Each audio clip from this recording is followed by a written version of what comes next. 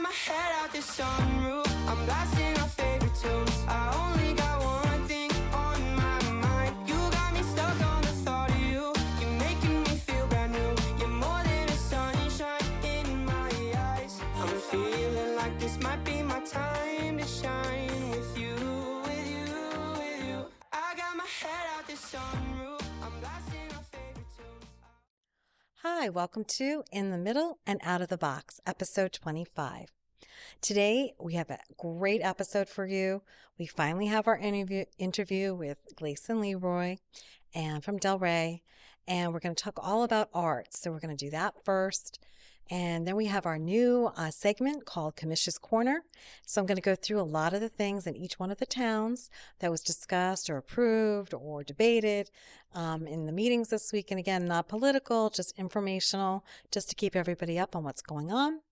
And then as usual, we're going to have a brief science and technology and art. So that's going to be our layout today.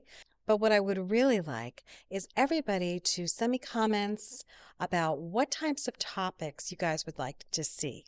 So I noticed that, when I do certain topics, my numbers, boom, go crazy. When I do other topics, not so much. So I want to know what you guys want to hear, what you want to see, what you want to know more about, because I want to give you the content you're looking for. So please send me a email to inthemiddlebdh@gmail.com. And also subscribe. We're still going up in numbers. We're still going up in views. We're still going up in subscribers. So I want to keep that momentum going. Again, we got to 400 for May, and we're going to go hopefully 100 every month. So we're just going to get there. The little engine that could, we're going to still do it. But I just want to have some more feedback and find out what you guys are really looking for. So I hope you enjoy today's episode.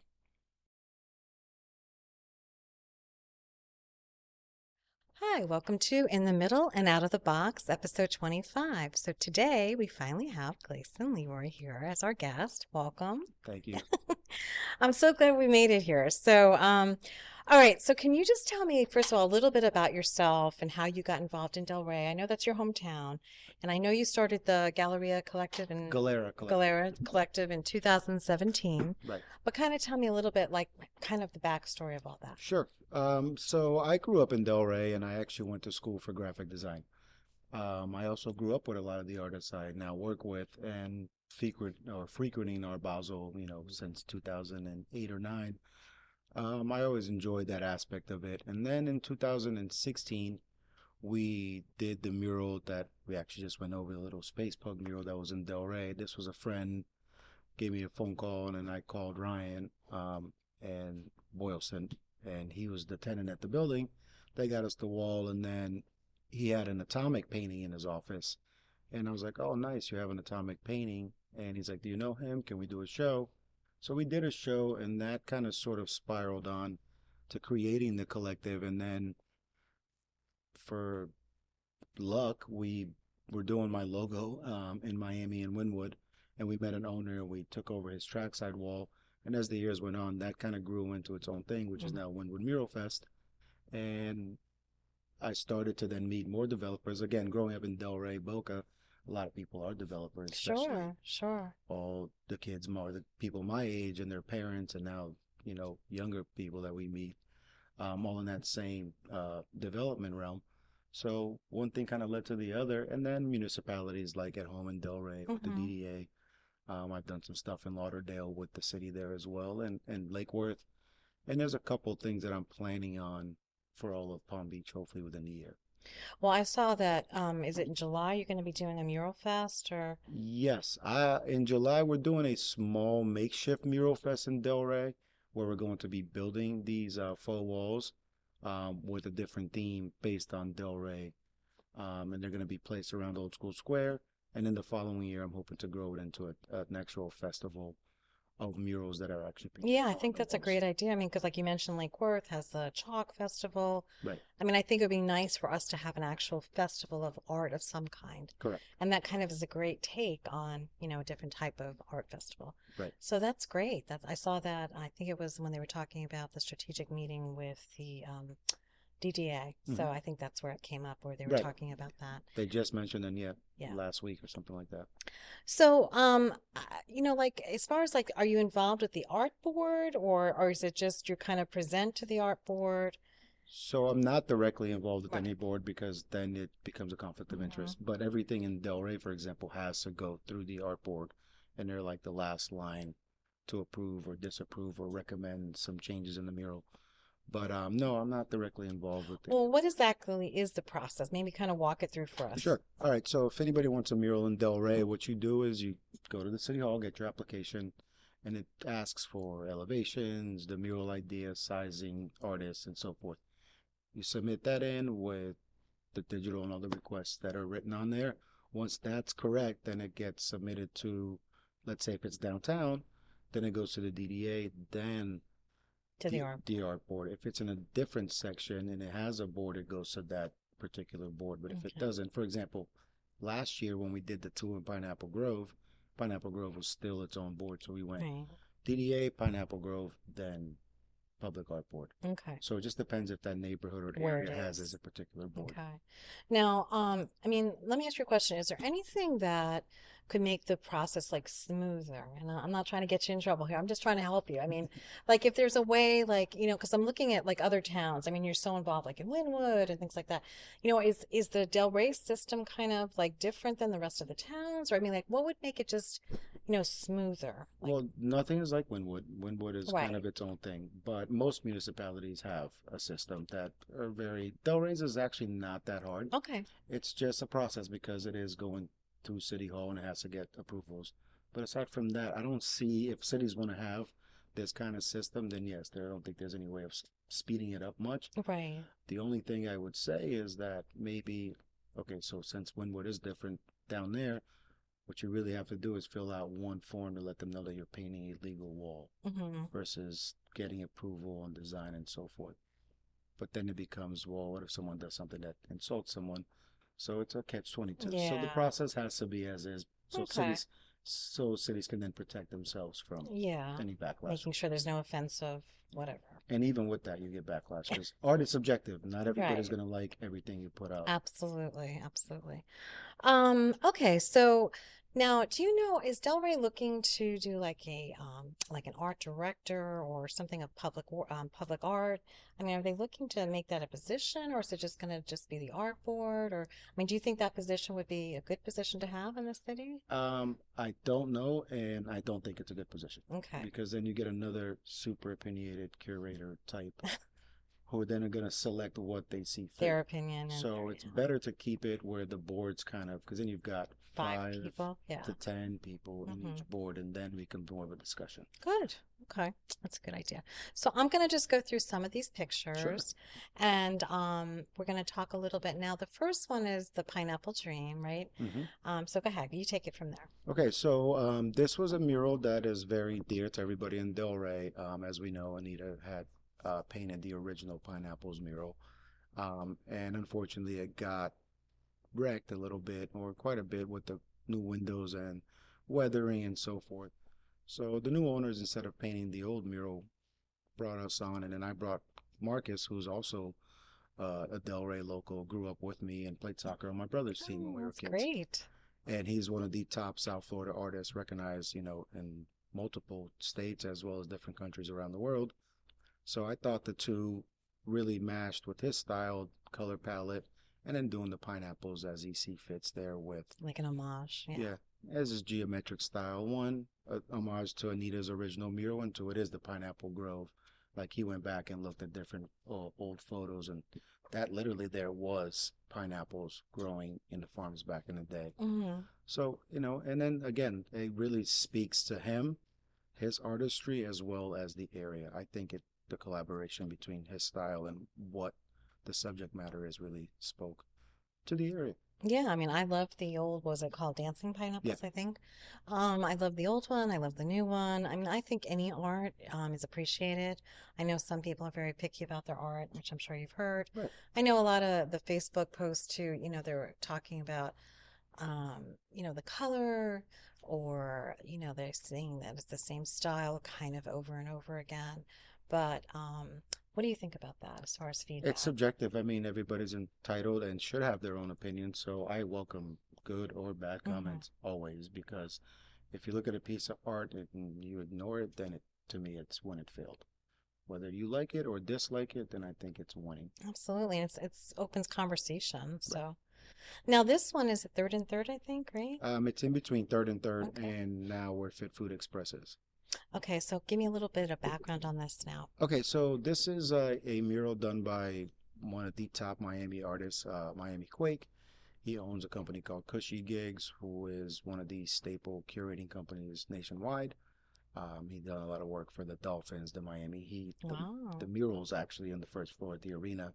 One of them is his with all the artists' names, and then he curated the actual arena for the Heat. And they've done, if you've seen the commercials with the artists, that's his group and crew working directly with the Heat. Now, developer Josh Abrams, who has bought quite a few properties in this area, brought us in to do the two big murals last year, and always had this idea of this underwater mural. And he's a bit of a diver enthusiast, and Delray has a very big, vibrant scuba diving and snorkel life. Sure. So we added some features that are actually in the water with the shipwreck, and then those new, The reefs. yeah, Mhm. the faux reefs that are Mhm. now looking like actual reefs that have brought back a lot of the sea life to really honor Delray as well as the artist. As you can see, it's not a direct representation, as the diver is a third or a quarter the size of the turtle. So it's kind of in this chopped up street meets realism type of art. So Yeah. it's like fine art done in a street style. As you can see, the realism and some of the other more abstract. Um, so let's keep going down in the pictures.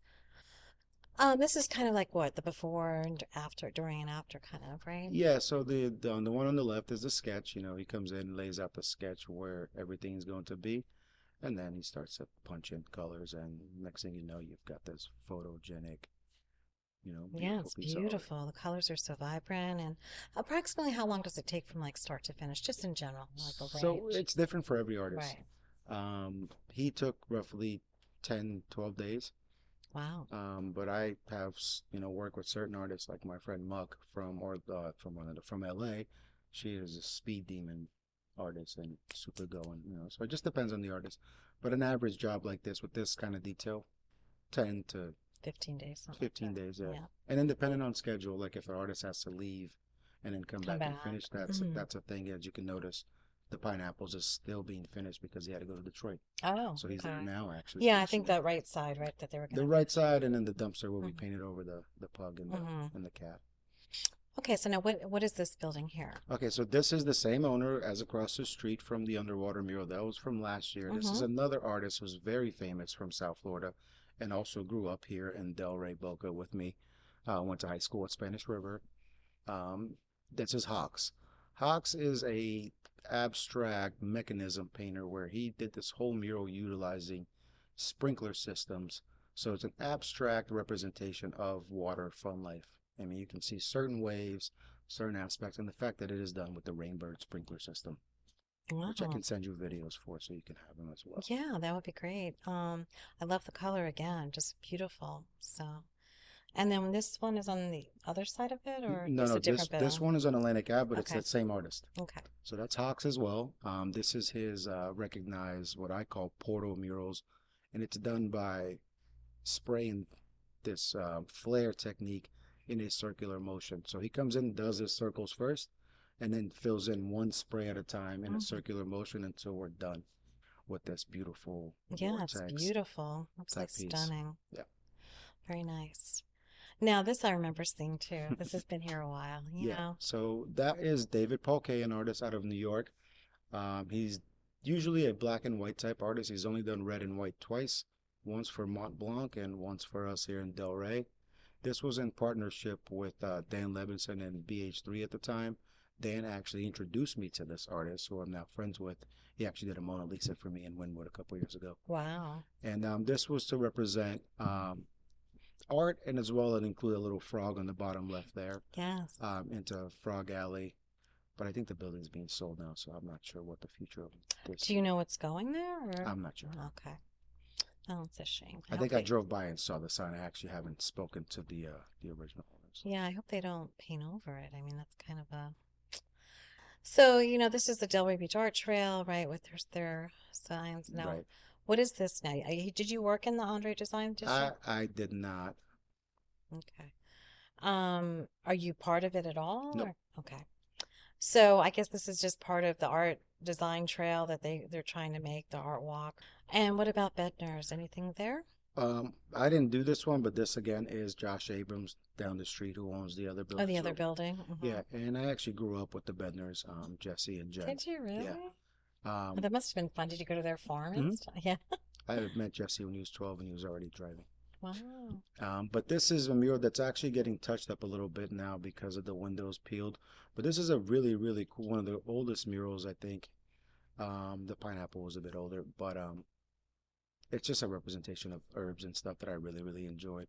Yeah, it's beautiful. It sounds like that you said what Josh Abrams? Josh Abrams. Yeah, it sounds like he likes art a lot on his Yes. buildings. Now, does he own many more buildings in town? I believe just these three at the moment, and Okay. the other two are brand new. He just brought them up. Right. Anything with this now, Brule? Brule, they work with Cody, who is a local Delray artist, also a good friend of mine, and does Wynwood Mural Fest stuff with me, and has done a couple of jobs, and some of the art and jazz live painting. Okay. Yeah. Yeah, so again, like I just think it's amazing that Delray seems to be really stepping it up as far as art, Right. and I think that's wonderful. And I think that the more the better. There's to me it seems like we have so many canvases around town. We do. There's buildings that have, concrete walls. I have a Kinda- selection of photos of walls around. Oh, do you really? Do you actually like approach the owners and say, Well, I'm doing these because of the festival thing that Right. I mentioned loosely earlier. We want to approach them once we have a plan of what's okay, going to happen with that. okay. So, as far as now, what do you think about like other types of art? I know this is your forte and your Sure. specialty, but as far as like sculptures and things like any kind of art, like is there any kind of talk about maybe bringing like a diversity of art? Do you know what I'm saying? Yes, as a matter of fact, I was thinking about a sculpture idea that I don't really get into because I still have to, it's a thought, Right. but we want to do certain sculptures that represent Delray, the same sculpture, and then painted by 8 to 10 different artists, and then place them around town. And then Like, have is it a temporary exhibit No, or it's oh, a is it permanent exhibit, Okay. but they're movable, so you pull them Okay. down, and then every other year you have a new group of artists repaint them, and then maybe move them to different locations. Well, that's a great idea. So that's one of the thoughts I have. But no, I enjoy just most kinds of art. I do like kinetic sculptures, like the ones we have up in Boynton. Those are really cool. But yeah, the more the merrier, because the more art on the public scene, the more murals comes up for us. So. Yeah, yeah. I mean, is there any like you seems like you have a lot of local artists too, Mhm. right? So it's not like you have to kind of reach out of the city to really kind of get. I mean, obviously you have, but there seems to be a good amount of artists locally here. In the Palm Beach County area, there is quite a few. There's a couple from Delray, a couple from Lakewood, Boynton, West Palm. Mm-hmm. Yes, so to answer your question, I try to support as much locally as possible, but then it depends on the client. Sometimes the style They want a certain type. doesn't Yeah, work, so right. and you don't want to force artists to paint something just for a check because it becomes a nightmare. Now, do you know, does Delray have any type of artist in residence at all, or You'd have to get with the Arts Warehouse. They have a decent program there. It's not residents where they live there, but the studio rent and their corporation, the way they run that little program is really nice. okay, Yeah, reach out to Grace at Arts Warehouse and she can kind of give you a little bit more about that. okay, so kind of like an incubator for artists, kind of gives you like Something a discount. like that. kind of. Yeah, it's yeah. something like that. But it's a really cool local thing that I hope that grows as much as possible. Yeah, now as far as like the future, I know we talked loosely about the Mural Fest coming up with Old School Square at the DDA. But like, can you like foresee like what else you'd like to see as far as, for Delray, as far as art? Like I know like you probably have a good vision of what you're doing down in Wynwood and things like that. But I mean, as far as like, because this seems to be kind of at its infancy and obviously it's building and building. Right. But I'm saying like, can you see like 5 years down? Like, what is it that you envision for Delray? Well, I have a plan that I'm working on as I touched loosely on the beginning of this Palm Beach County mural event, Mm-hmm. which Delray will be a featured zone city. Kind of like what I was doing in Hawaii and watching what they did there with Yeah, I that saw your cor- Instagram. with that organization. And that will then have this yearly festival where we do an X amount of murals. That's kind of like my goal, along with the other tailored events that we already have, like Delray Affair and so forth. And then just continuing to do like murals and like from buildings, like you said, Right. things Well, like that. my job, my company in general is scouting balls and jobs and, calls for artists nationwide, worldwide, really, Right. if we can. But yeah, but locally at home, as much as possible. Yeah. Okay. Now as far as I don't know if you remember, but I had sent some pictures of like what about even on the beach, right? So, I think it was down in Miami. They had I think painted all their lifeguard Right. towers, and I mean it just seems like art could go anywhere, right? On the beach, it's just you have to be cautious because sand and Yeah, the salt. maintenance. Yeah, Yeah. it just gets expensive. Lake Worth had a thought about 3 years ago. We never went through with it, but that's been always in conversation, the beach side. But when we do the Mural Fest, there will be some sort of stuff on near the beach, at least Club A1A. Mm-hmm. If I can get some of those owners up there, which one I've known forever. So Yeah, it should anything on work. A1A and bring it down that way a little bit. And, I think that would be great, especially like, ocean inspired type of things like the diving or whatever, especially closer to the ocean. Right. Um, the other thing I noticed too I noticed in Boca that they do, I mean, it's odd because they don't really have an arts program, but there are those large like metal boxes that are like by the intersections, Mhm. like the light boxes and stuff. They seem to cover them, whether Right. it's with a mural Or it's wrapped. or it's wrapped Hmm. or I mean, and we have a lot of those too, right? So, I mean, that's another possibility too, because I mean, just looking at the one down in Royal Palm Plaza on the Hmm. corner there, I think it's got some beautiful like peach or red I flowers. believe so, Yeah, yeah. yeah. I mean, it's just beautiful, and it's just like even just that little thing makes such a difference. Yeah, so a lot of cities actually have that program. Delray has looked into it. I personally haven't gotten too deep into it, but if it was something that the city wanted to do, I would love to spearhead or Yeah. at least be part of it in some way. I mean, you think it looks good Oh, too. 100%. Yeah, those things have always been cool. And I've spoken to a few locals multiple times about proposing that, just haven't really gotten around to it. Okay. But that's another canvas kind of, right? Yes. Yeah. So that's another opportunity. So it sounds like you have a lot of things planned. And I just wanted you to know that, I've always been a big supporter of yours. You and I have Yes, you been have. talking for a Yes. while. And this is the first time we're actually meeting in person. But I just wanted you to know, and I wanted to have you on here because I think art is so important. Well, thank you. And it's, you deserve the time to be on the podcast and have people watch it. This Thank goes you. all over the place, down to Miami, up to Jupiter. The more the merrier. Yeah. I never really say no to these things. And I think it's good promotion, not only for your company and you, but just your talent and you just seem so, what's the word I'm looking, committed to, Or insane. Kind of works out the same way. committed to art. And I just wanted to say I really appreciate Well, that. thank you. And thank you for having me on and going over a lot of this stuff that doesn't get Talked publicized as about. much. Yeah. Yeah. Like I've done a lot of interviews for newspaper that the quotes get chopped. Oh, Yeah. really? Oh, no, we're going to give you the full interview. So if you have anything to say, this is your time. No, I'm good. And if you have any questions, obviously you have my info. Just reach Yes. out to me. Well, thank you again for joining My us. pleasure. So, welcome to Kamish's Corner. So, again, I'm just going to go briefly over what happened this week or last week in the different towns, just for informational purposes to keep everybody up on what's going on in their own town. So, let's start with Highland Beach. Highland Beach approved a new entry signs for both the north and south of A1A. They are finally updated from 1972. And they're going to have on there beautiful colors and emblem, and then they're going to have on there 3 miles of paradise. And at least it's an improvement over what they had. When we had originally were doing the streetscapes, it was a beautiful entryway. But this is more close to what they have, but just more updated and improved. So very nice entryway signage coming. They also actually broke ground. Everything is fenced off. The bulldozers are there. Ground's moving. Anticipated day is May of 2024 for completed station. So it's going to be very exciting that Highland Beach has its own station finally. The next item is Milani Park.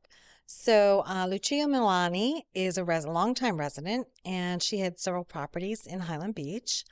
And we are still waiting on Milani Park. We've been waiting, I think it's about 20 years now. It's going to be a public park.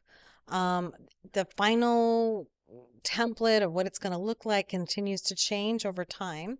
But that's kind of be coming up probably within the next year or two as far as starting construction on that.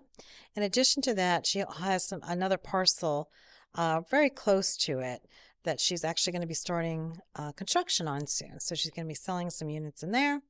And so this is a big deal because the Milani Park especially is, it's a real bone of contention in Highland Beach because Highland Beach doesn't have any public parks. So they can, the residents are so used to not having a public park. So what they're looking at redoing is restricting the parking spaces of this park very minimal. So that it would only allow a small amount of cars, maybe 10 to 15 cars. So it's more of a passive park. And so again, the final design is still up in the air, still being designed and thought about, and how they can try to limit the activity at that park. So that's what's going on in Highland Beach. In Delray, we had a couple things. They passed the artificial turf for in the P&Z board. So now it will go on to the commission. And they did have a long laundry list of do's and don'ts and requirements that fit as far as right now, anybody that has artificial turf, especially in the front yard, is out of compliance. And they also stated that I think the Ray Hotel has a artificial turf in the front of it, and that would need to be removed. So they do have very strict guidelines for artificial turf. One of the things I noticed, though, they didn't really discuss was, as far as having really knowledge of what the different types of turf, the different PFASs, requirements as far as toxic fumes or not, or materials, that they do make them now without that, and so there are available. So again, I think this needs to be have a little bit more expertise to it. But overall, they're sending it up to the commission, and there will be artificial turf allowed in certain circumstances. So I just want to highlight that. The meeting this week also with the commission was the Congress Avenue Corridor Study. Unfortunately, that was going on while I'm taping this. And I did peek in and see a little bit of the meeting. They're talking about the greenhouse emissions in Delray and about how, they are supposed to be in this race to zero by the Climate Commission. For 2030 is 50% reduction. By 2050 is 100% race to zero. I know Boca is doing that right now also. They're doing a lot of steps to put that into place.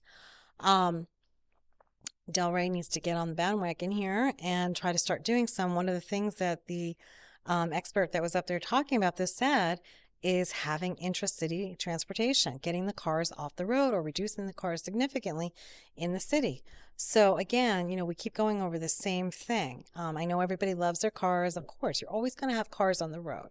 But the idea is if you really had a really efficient, fast system, like a freebie system, 10 times, 100 times the size.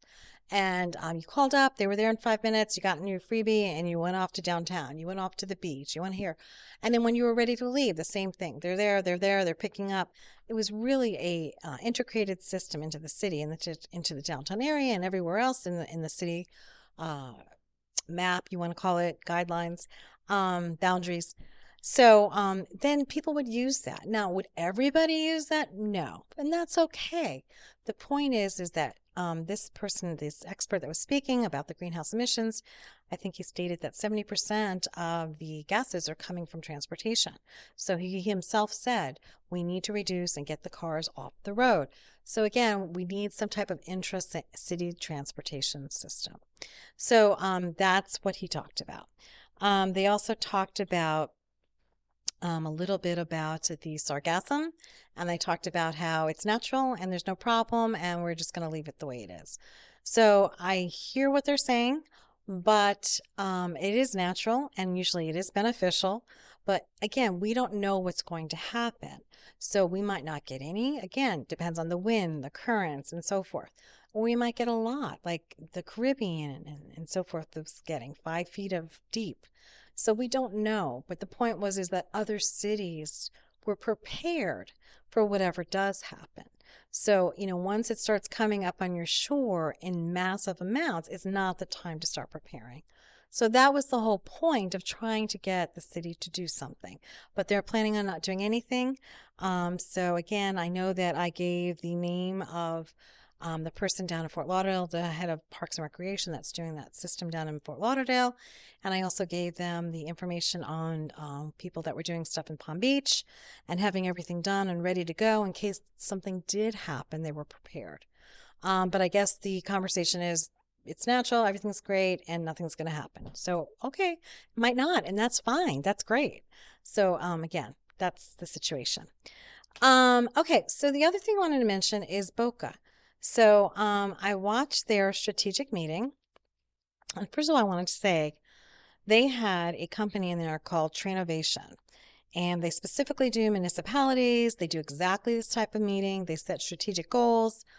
And I think, honestly, looking at their meeting and also looking at Del Rey's meeting, who also had their strategic, I guess, planning, was night and day. And the reason I say that is because when you have an outside objective person doing the structure of the meeting, you get so much more accomplished and you get it done well and you get it done clear and you get it done without any type of political interference, favoritism, staff interruption, whatever. So I don't know what you want to call it, but watching this meeting, I watched the 3 days of it. We went for 3 days and they got a lot accomplished in their strategic meeting. So basically, in the 3 days, again, it was 3 long days of meetings, but it was so productive. So there's a couple things, observations I saw. First of all, they covered a lot of territory that needed to be talked about.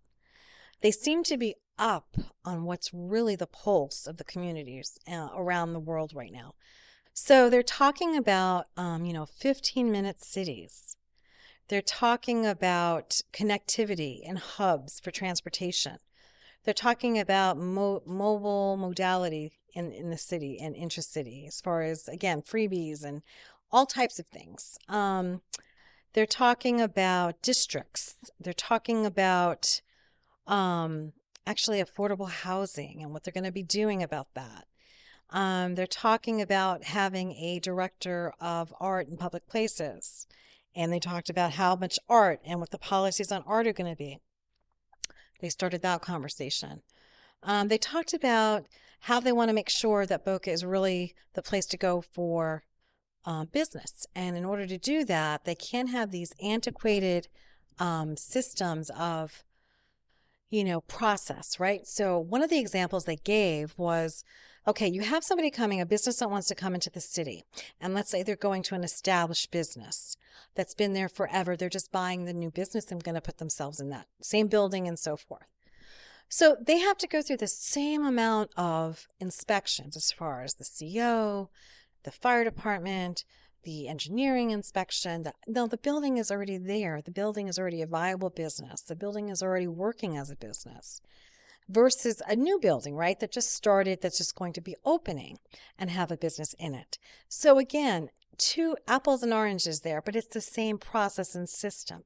So they were talking about things like that. Where can we knock down the processes and again, if this building's already existing, it's been existing for 25, 30 years, it's already been inspected umpteen times. It's already gone through its CO process. It's already had a fire inspection. So we're just repeating because we're putting everything into one basket rather than saying, how can we expedite this process, right?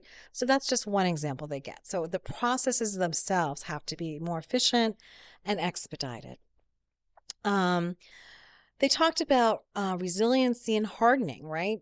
Right out the bat, they came out and said no more underground garages, right? That's an idea. No more underground garages. Much higher seawalls. They've already raised their seawalls significantly already. All new commercial properties and residential, building at least 1 foot higher on the slabs than they are now.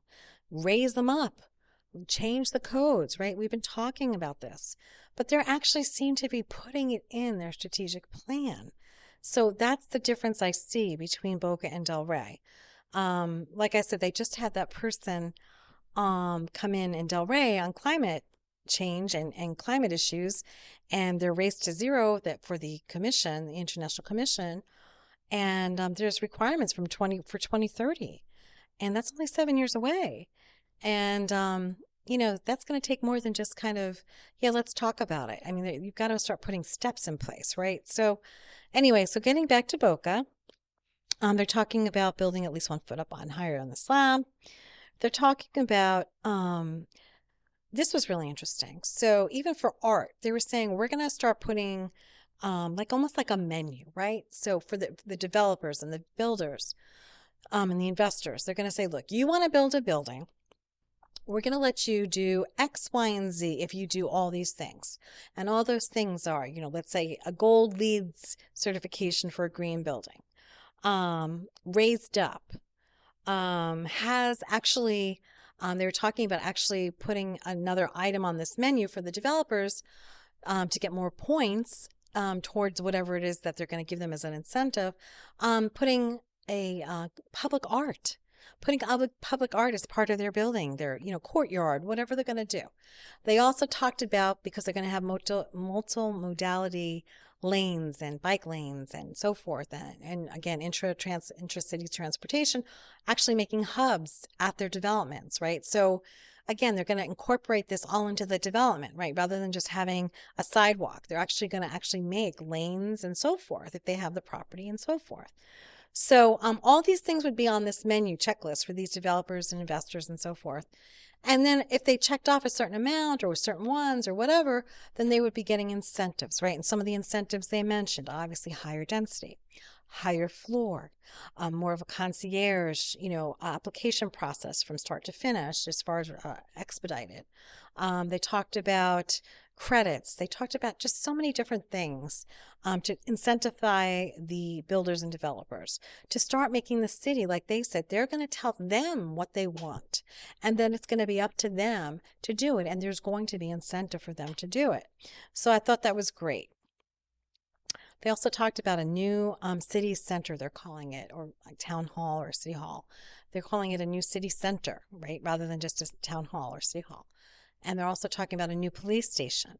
So again, they seem to be really on the pulse of what's going on in the climate, in the environment, in the building, in the 15-minute city, in the intra-city transportation.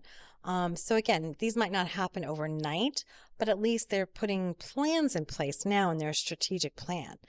They also talked about, again, even just with art, right? So one thing I did notice, though, with Boca was it seemed like they're very wanting their staff involved in a lot of the decision making. And this person, this monitor or moderator from this company, Trainovation, kept saying, no, you guys are the policymakers. If you give this decision making to the staff, they're not going to know what to do. So the whole idea is, again, you guys are the policymakers. You have to make the choices, the decisions, and then give that to the staff so they can go work on it. And I think by the third day, they were finally getting it. So, and then at that point, at the last day too, the staff was finally able to come in and discuss some of the decisions and how plausible and things like that were, some of the policies that they were making. So that was good because it was actually just the commission making these decisions, talking through them, choosing ideas, giving everybody's opinion on where they want to see the city, on how they could do it, and what the actual ideas are. So it was a really good 3 days of this Trainovation moderator company. Again, I think an objective outside opinion makes the world of difference because they keep you on track. They keep you corrected. Like I said, policymakers versus the staff. And they actually got a lot of great information out of that. So I would suggest that maybe Delray look into that. And that's kind of my commission corner. So again, this is going to be a segment. I don't know if we're doing it every week because the meetings are usually every other week or whatever, but we're going to do it a couple times a month. And again, any suggestions or comments that you'd like to give, please send me an email at inthemiddlebdh, which is Boca Delray Highland Beach. So again, inthemiddlebdh@gmail.com. Okay, so now we're going to move on to science and technology. So I have a couple things that are interesting today. So again, Sweden, they have the first permanent EV charger road that they are building right now. There's been a lot of pilots. I think I've shown a couple more on some prior episodes of pilots or test strips on roads and things, but this is actually, it's working. They've got the system down, and they're actually building the first permanent EV charging road. So that's fantastic news.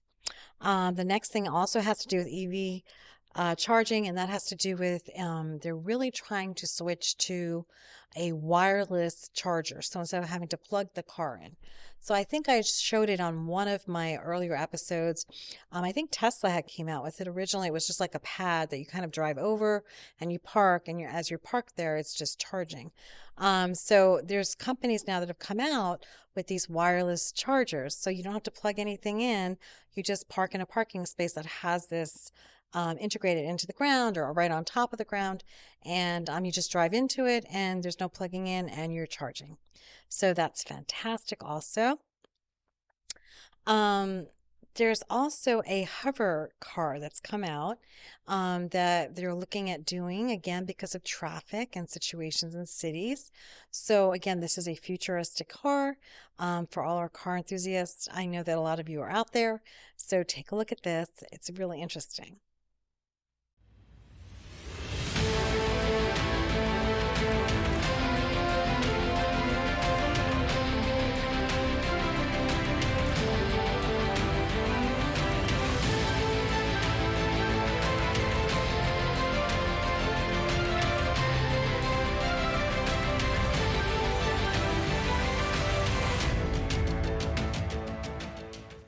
Okay, now this is like a circle bridge.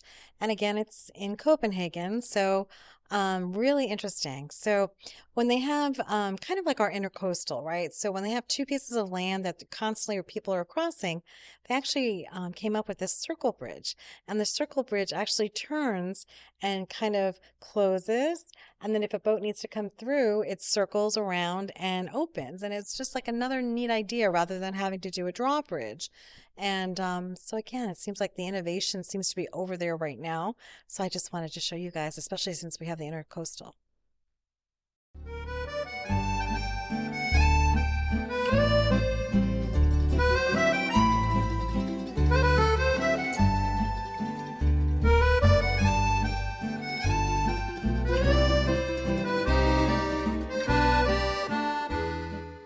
Okay, now if you remember from last week, I told you about a trend going on with googly eyes. So this is the googly eye episode number 2. So this is fantastic. So this woman takes a giant bag of googly eyes and she goes into the supermarket and she has a fun time. So take a look.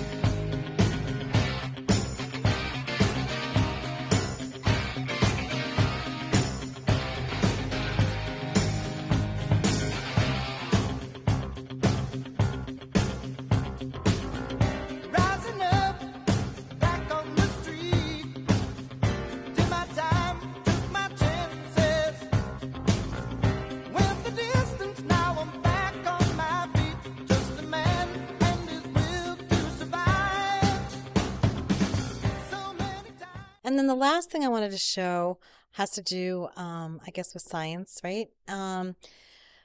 This person is doing like an experiment, and he's on the street and he's asking people for something, and he's telling them that he's having a bad day, and would somebody just mind talking to him for a moment? And I watched this over and over again, and it's just amazing to me, even just somebody giving back a smile or, some type of empathy of some kind, but nobody gave anything back. And as you'll see in the clip, and you sit there and you say to yourself, where is humanity? What's happened? Something has happened along the way. If there's a person that was physically hurt on the side of the road, or, in the street or whatever, that came up to you, you would try to get them assistance.